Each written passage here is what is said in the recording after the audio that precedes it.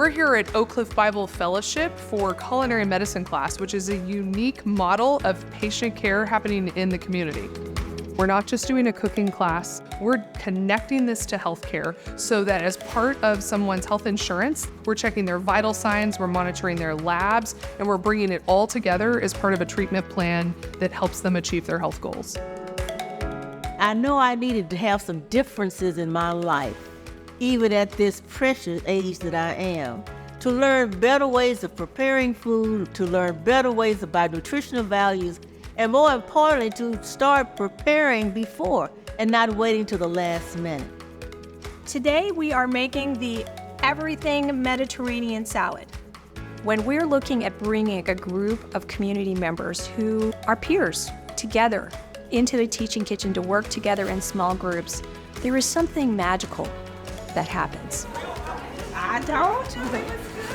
A lot of people think that it's very hard to eat healthy, but it is not. It's very, very simple. I will always read labels. I'm no longer drinking soda. There are so many things to take away from this class. I mean, it's life-changing. I'm gonna try to pull out this center stop for you. We want to make sure when we're creating these materials for our culinary medicine classes, we want to take into account the needs of the community, their tastes, their culture, their preferences. We need to bring our programs and our strategies to the communities that are doing amazing things with fewer resources and help work with them and alongside them to creatively transform health. We thought it was a very excellent opportunity for us to engage with our partner, UT Southwestern, to have a community impact. And we are really excited that the community thinks so much about it that they're sharing it with others.